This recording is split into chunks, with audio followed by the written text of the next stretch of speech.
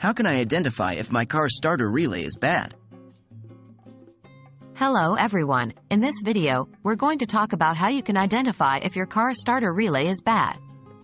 This important component is often overlooked, but it plays a crucial role in starting your vehicle. It controls the power going to the starter solenoid, which, in turn, activates the starter to spin the engine. Knowing the signs of a failing starter relay can save you from an unexpected breakdown. What are the signs of a bad starter relay? Here are some common symptoms of a bad or failing starter relay. 1. The vehicle doesn't start. When you turn the key or press the start button, you may hear clicking noises, but the engine doesn't turn over. 2. Intermittent issues starting the vehicle. Sometimes the car starts fine, but other times it doesn't. This could be due to a relay that is starting to fail but hasn't completely given out yet. 3.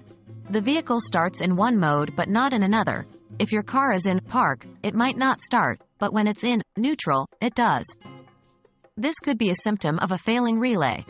4. The starter stays on after the engine has started. This is usually accompanied by a very loud noise once the vehicle is running. If you're experiencing any of these symptoms, it's time to check your starter relay. How to test the starter relay?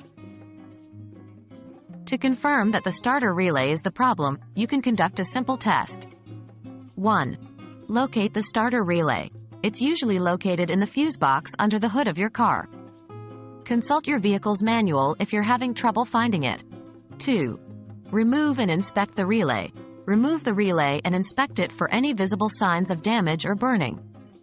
If it looks fine, you'll need to conduct a bench test. 3. Conduct a bench test. For this, you'll need a multimeter. Set the multimeter to the resistance setting. Connect one probe to the relay's power terminal and the other to the ground terminal. The multimeter should give a reading of 0, indicating that there is continuity. If it gives any other reading, the relay is bad and needs to be replaced. Remember, always disconnect the battery before working on any electrical components of your car to prevent electrical shock or accidental short circuits. There you have it, a simple way to diagnose a bad starter relay. Remember, if you're not comfortable doing these tests yourself, it's always a good idea to take your vehicle to a professional mechanic. We hope this guide helps you stay ahead of any potential issues with your vehicle, keeping you safe and your car running smoothly. Happy driving!